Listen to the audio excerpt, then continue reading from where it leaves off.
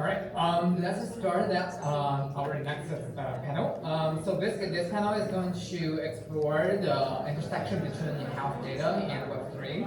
And historically, our biological data has been controlled by large institutions, where we don't have the legal transparency on the control for the individuals. And basically, this panel will going to discuss a new paradigm. So it's called the data economy of health, where Web3 protocols empowers individuals to control and to own and manage and even monetize their own data. So first, I'm going to introduce myself. My name is YoSean, as you may have already learned from my previous presentation. And I will also have our panelists to introduce themselves first. Yeah, please.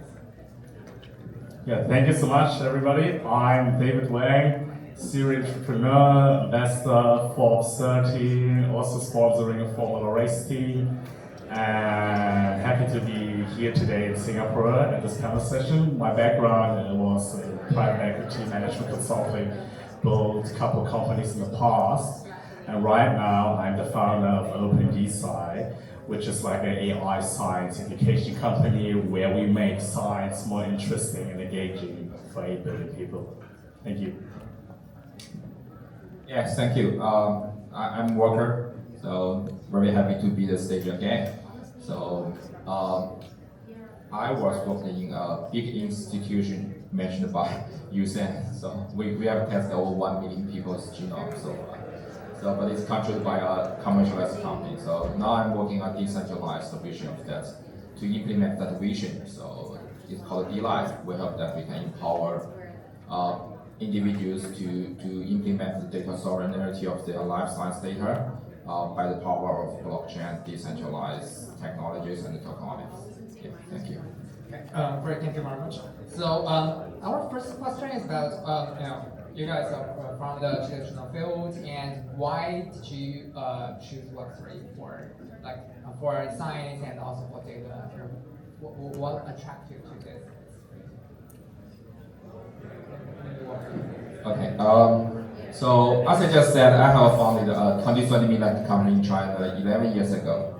So we hope that we can provide the personal genome, personal epigenome test to the consumers, to our customers, and meanwhile we can accumulate a large scale database to accelerate biomedical research. Yeah, we have achieved part of success in the past 11 years. We have tested over 1 million people. That is a very large genomics data set, right? And we also collaborate with a lot of research institutions. A lot of university, yeah, we have published over 50 publications about population genomics, precision medicine, cell, natural genetics, and a lot of top journals. We also have set up the sequencing laboratory in Shenzhen, Hong Kong, Thailand, Singapore, and so on. So, but from other perspective, we failed to build a sustainable life science data ecosystem. We have spent a lot of money from the venture capital. Yeah, tens of million US dollar has been spent, but we still have to spend money in marketing to ask people to do the test. So I think from the both technology perspective and the tokenomics side, Web3 can help me to achieve this original vision. So, for example, we can use encryption algorithm to encrypt the data and to help people all get back the ownership of their genomics data. So this is why we developed a product I just mentioned, the LifePass, genome-powered DID system. And we can also use the tokenomics. We can design very fine-tuning tokenomics system to help people monetize their data. So that is why I started DLife project last year. I hope that we can integrate our accumulation in the Web 2 and the technology and tokenomics in Web 3 to achieve my original vision 11 years ago. So that is why I'm here. Yeah, very interesting. Yeah, back to your question, like, I'm a big fan to keep things in a simple way. You ask why you need the blockchain at all. I'm an early investor in crypto. I see a lot of movements and like many narratives going on. We know like when Bitcoin was founded by developed by Satoshi Nakamoto, now there were like a lot of movements, and the big question is why you need the blockchain at all. If you go back in the real world, you need a blockchain if you don't trust a mediator, where you can like set up a simple, I would say, smart contract to manage to remove the mediator. To give you a best simple example, there are a lot of narratives right now going. Let's give you a very simple example, which I always explain. Real world asset tokenization. I'm not a big fan of this, but I give you a very simple explanation where even your mom and dad will understand. The best example is if you want to buy a house and you're only two people, you and your friend, everybody wants to have the 50-50 share of the house. Do you need a blockchain? I would say no. You go to you set up a limited company, a holding, you buy the house 50-50. The question is when you need the blockchain is when suddenly you have like hundreds or thousands or 10,000 partial ownerships of the house. You cannot go every time to the notary, to the land register. You need a blockchain. You can set up a smart contract. And we see a lot of like movements going on in the crypto, the blockchain space. And I'm also a big fan where a lot of people saying, hey, we know we are token 2049.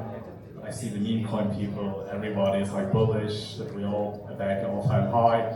And the big focus is like really solve problems in the real world. And crypto is actually just one use case in the blockchain industry. The overall technology behind this is the distributed ledger technology. And what really matters is like one of the big movements in crypto where again really technology adoption in the real world is actually DeFi. We see the movement starts like at the beginning, like I would say 2014, 15, and the annual growth is like almost like 40 to 50% CAGR per year. And now, for today's topic, which is super interesting, we're speaking about health. And there was actually a new category rising up narrative in blockchain is decentralized science. It literally started like last year where we saw like CZ, Brian Armstrong, Vitalik, they're very bullish on this. And we see especially this year in January where Bioprotocol was launching their project with $1 billion market cap. And this is also a big fan for my personal opinion, where because I build companies to make social impact and solve the problem. And that's actually the big challenge where I see a lot of young entrepreneurs, even today here, is like, what real value we provide to the society? And that's really matters. And I think blockchain can definitely help a lot, especially the health industry, but we can go more later in detail. Thank you very much. So you mentioned those, so we are all in both, all of us are in the decentralized science field, and one keyword is decentralization.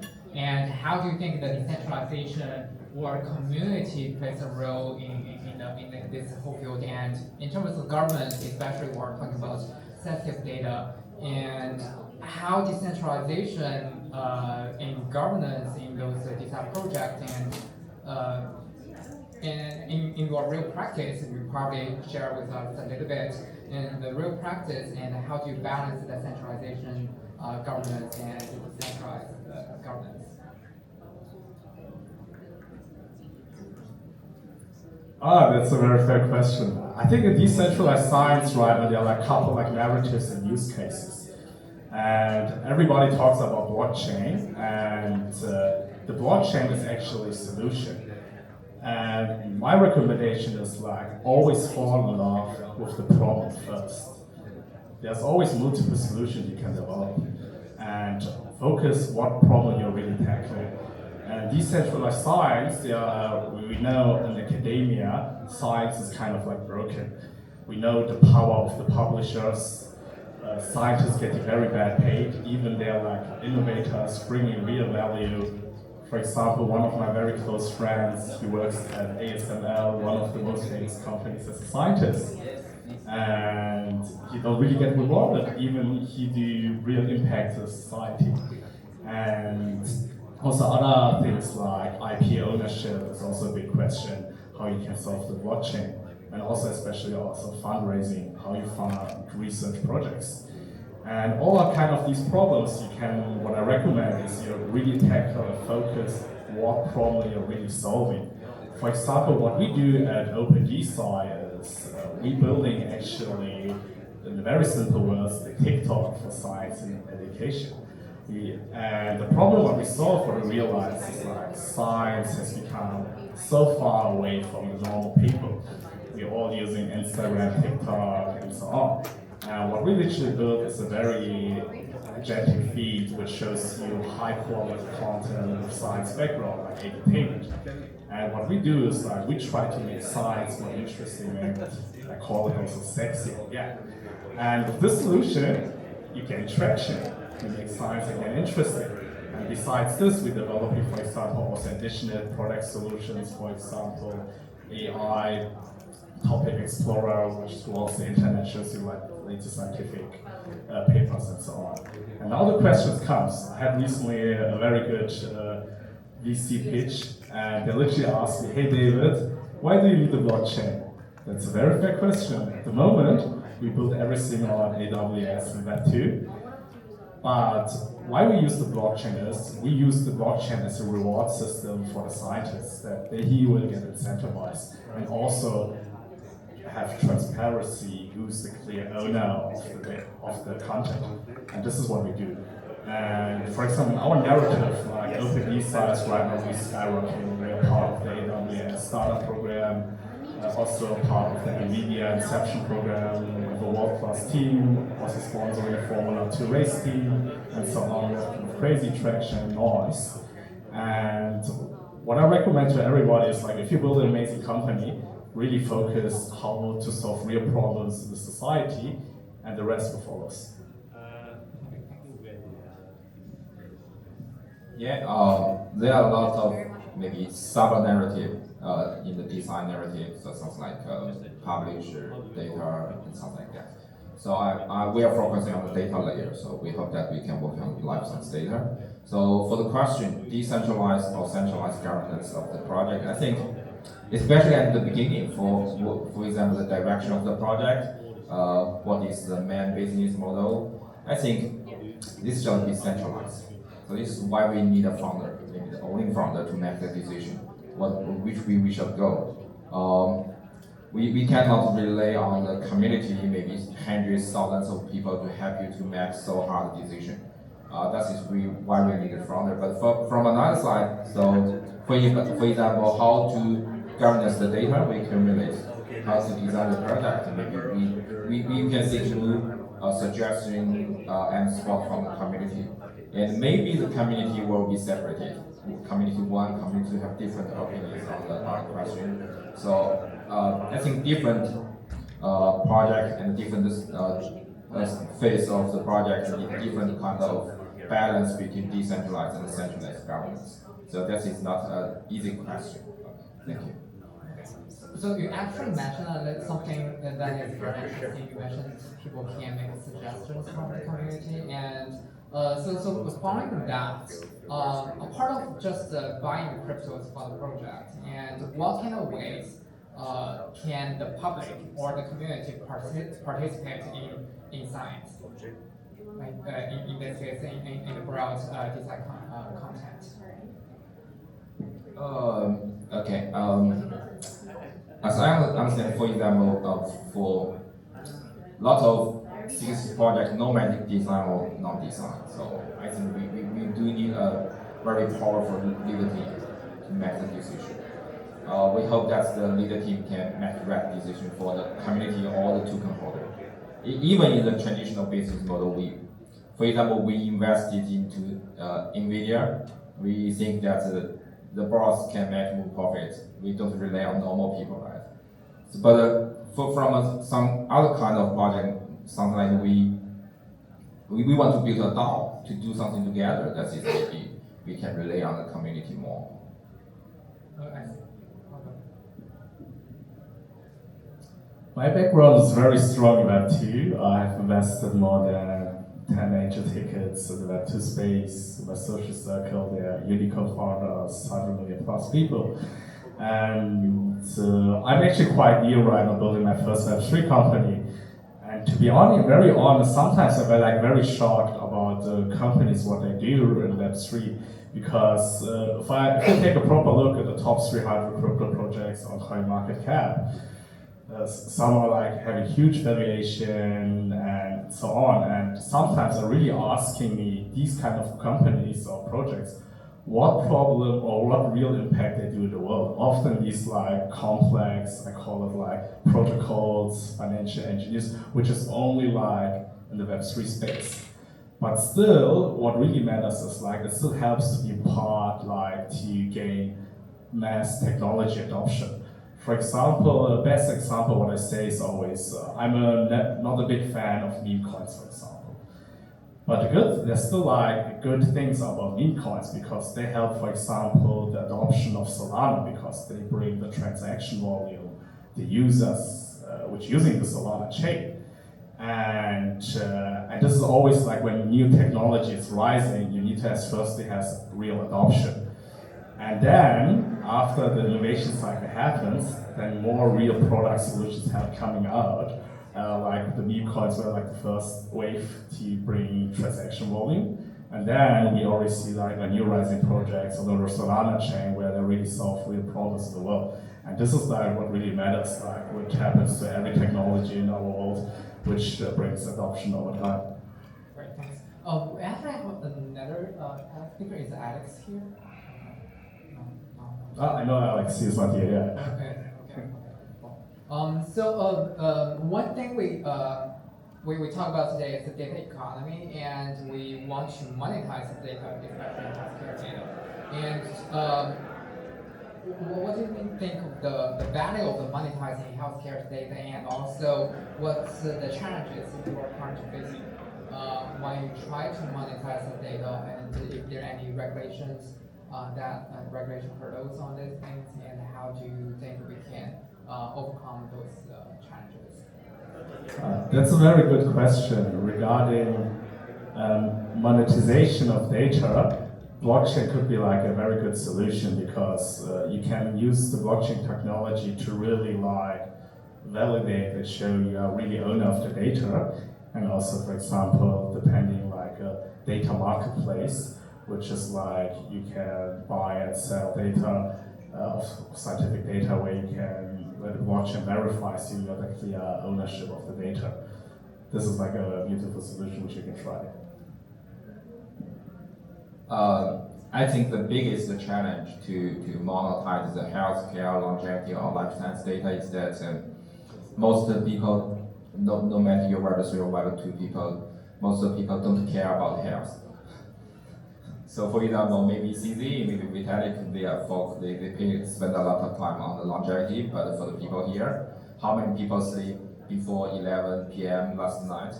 So that is where health lifestyle at. But very few people care about the longevity of health in the large scale populations. So I think that is also one of the opportunity for the tokenomics. So we need some new tools to incentive people to spend more time on the health lifestyle.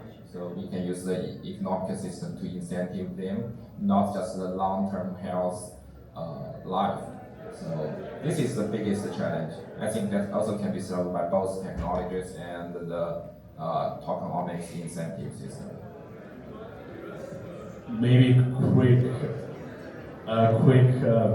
feedback from my side. What I learned is as I earlier mentioned, the blockchain technology is just a technology, the solution provider. What really matters is if you build a marketplace for data, you always need to think, okay, how I create supply and demand. Who are people who are buying the data, and who are people who are selling the data? You can build the most fancy smart contract, design it perfectly, but if you don't have real user who see where's demand and supply, then it doesn't make sense. And the biggest challenge is like what I see nowadays in the platform economy, because my background is Web2, you see like platforms like Airbnb is always provide demand and supply. And when I invest in companies, I always ask the founder, how do you solve the chicken and egg problem? And this is a very big challenge. For example, right now on OpenD side, we built a TikTok for science and education. And I'm very honest, we're not rich like TikTok. I'm not Mark Zuckerberg's best friend. And it's not easy. And you need to understand how the flywheel models of platforms are working. For example, you build a platform like OpenD, which is a TikTok for science and education. Users will only come to your platform if you have amazing content. But you can only have amazing content if you have the content creators who put content in your platform to attract the users. So recently I got a question from VC, David, how do you solve the problem? That's the reason how I use the magic of AI. Right now, I don't have the users, I don't have the content, also not the content creators. So what we have developed is a very intelligent AI algorithm which scrolls the internet and shows you the latest videos about science education. So we solve somehow the chicken and egg problem, where we're getting first with the eggs, the content, and now we have amazing content. Our waitlist users right now skyrocketing, like every day thousands of new waitlist users coming. And this is always what I recommend. Once you build a company, the solution is just, I think, the very end. Really focus how you can really build traction, especially solving the chicken and egg problem. That's very interesting. That's also something we are currently working on, is to gamify and make science education more fun. Yeah. And also, actually, following Walker's description, I would like to do a quick poll of the audience here. How many of you are actually willing to sell your health data for money? If yes, please raise your hand. None of you? None of you want to monetize your healthcare data? That's actually also very fair questions, like data policy, for example. We all know right now all the Apple Watches, smartwatches, Whoop, and so on. And they collect insane amount of data. Also like Apple could be also like kind of like a healthcare company. They have so much data about us, and the magic is right now is like when I say how to use AI, there's always three major ingredients how to explain AI. The first is like data. The second ingredient of AI is compute power, and the third is like algorithm. And recently, Alex Wang for Scale AI had a great podcast, and I know also Lucy Gore for Scale AI, the co-founder, and he literally said, okay, to become a leading AI company, you need to find your competitive edge. And if you look at these three ingredients, compute power is easy to solve. It's like a money and logistical problem. Who has the best access to NVIDIA chips, infrastructure, servers, and so on. Algorithm, you can have a value proposition. Like when OpenAI started, they were the leading player, and now we all see DeepSeek coming, Kimi AI, and so on, the Asian players, Gemini, and so on. It's hard to be still the leading player. What really matters is like how you can differentiate you as an AI company is who has the best quality of data. Because you need to train your model with the right data. If your original data are bad, your model will be like less efficient. And if I take a look from all like leading AI companies, my personal opinion is like Google will be, like, Gemini could be like the leading player because they have collected over the time the most data of all of us. Walker, what do you think? And you are like basically you are trying to build a project that trying to make a marketplace for those data, but none of us want to sell the data. And what's your opinions on this? Why do you think you are not like willing to sell it? Yeah, actually, I agree with David. This is a fact question. So So for example, if you ask me if I want to sell my previous data, behavior data for $100, $1,000, I will say, oh no. I think there is a very classical story like, do you want to donate 10 million to your country? No. Do you want to donate one? Yes. Do you want to donate $1 million? Yes. Do you want to donate 100? No. Why? Because I do have 100 in my pocket. Okay, so we need the specific scenario for how we can monetize the data. So not just a general question, right? For example, when we use the Google Map, it's very convenient for our life. But actually, you have sell your tracking data to Google to get the convenience as a reward. So if we want to, or generally speaking, when we say monetizing the health data, actually we want to use the data for the research purpose. But actually, we can also monetize the data to improve the health situation of our customer or the data donor themselves. So that is another kind of situation. I hope that we can combine the two things together. So when you provide the data, so something like you provide the data, and I can give you some reward on the lifestyle to give you a good suggestion and some maybe nutrition supplementary for this. So not for the research only. So I think so we cannot answer your question easily. So we hope that we can design some new tools, new platforms, new service to solve this problem. Okay. I think that's fair enough. So our last question is about data privacy, and I think that's probably one of the also one of the biggest reasons people have concerns, at least from our personal experience when we build our project. And what kind of strategies are you guys using to protect the data privacy for your users? I can give a quick question. Yes. So I think the first thing we have to provide the tools, the platform from the technology to empower people to protect their data.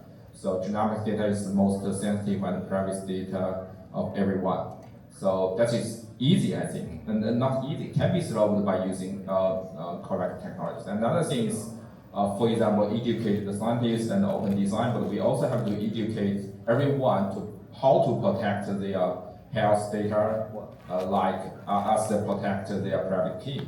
So that is a very challenging thing. People don't care about it, but actually it will, affect themselves very much. Okay. Yeah, nowadays we are living in the rising economy of technology. Data is like the fuel of everything, and data policy is very important. And I'm not a super big fan of regulation, but somehow regulations nowadays important. There should be like what I say is like flexibility in the regulation. On the one way, yeah, like regulation how data privacy are, but on the other hand, the regulation narrow should be like big enough that people have enough innovation power to build their things and so on. And this is like a challenge where I would say the regulators need to provide somehow kind of a framework. Even we know like when I back see crypto 2017, 18, we were living in the Wild West. I call it crypto Wild West. Remember all the crazy ICO times. And now over the time and over all the bull cycles, we see the crypto industry becoming more and more serious and also more regulated. And a lot of people say regulation is bad, but actually the regulation helps also to protect the end users, the retailers. We see all what happened in the past with the bad people who take advantage of the crypto industry. And then the important is like finding the real balance, how the regulation is going on, yeah. Okay, yeah, thank you very much. That basically marks the end of our session, and probably the last, please just use 1 to 2 sentences to describe your vision about design and maybe why people here are going to attract them to join the design movement. Yeah, I hope that design can empower everyone to benefit from the most advanced technology and science innovations. From my personal views, like decentralized science has huge potential. It's still in the early beginnings. We see the movement, what happened this year, and I strongly believe that the journey continues, and the projects or ventures, companies will only survive who provide real value to society. And we even see the recent projects which are coming out. Even the recent projects, I'm not a big fan of the pure design narrative because they are like just DAOs to fundraise science projects. But at least I say at the moment, if you invest in some design projects, you will not, it doesn't make sense from an investment perspective, most of the pure design projects. But at least you do some good donations for the researchers to help them better than on the coins. Great, thank you very much, and thank you again for everyone being here. It's the end of our session and also end of our the summit today. Thank you very much and enjoy your time for the weekend. Thank you.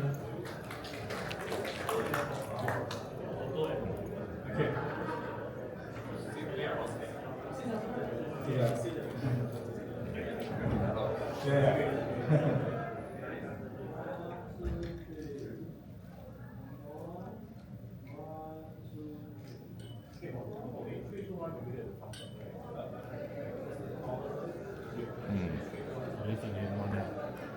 终于完了。对哦，所以说像这种录长时间的，我基本上都不带大机器。前些日子我带了一台大机，给我累的，带了3台。给我累的，哎呦，很重吗？不是重的问题，搬运来回都不方便。我们那拍的北大那大机器放那儿，我操，最后还不是这个简单的，往那儿一放。是吗？FAC。而且我告诉你，这东西有最大的好处在哪儿，你知道吗？比这个好在哪儿？你这个地儿啊，如果是地板，这地稍微有点隆啊，听我说啊，有点隆，你这么一抖，它屏幕里边这画面是抖的，你现在看不出来，你到里面看就会有。这个没事儿，你跺脚没问题。为什么？它这有云台嘛，它这里边画面都是稳的，你不怕，而且他妈还小。我一块电池这么块电池，我耗它1天，我他妈干它1天，那也是了不起。我干它1天，我还要拿这个大的。对，我一块电池我带2块呢，没问题，管够。对，我拍他妈10天也没问题，让它开着。啊，对，我所以说我后来我想买一个能接 SLR 接什么？哎，买一便宜相机不就完了吗？对，你便宜的没它方便。花质没它好，400-500块，这都1000块吗？500-600块钱那样的嘛，哎呀，500-600块嘛，完了以后你这样的话方便，然后最后你要不用了，啪，你倒手一卖，有的是人收这东西，大机谁买啊？我靠，你隔壁的大哥，哎呀，那个收响可以吗？我帮你关了。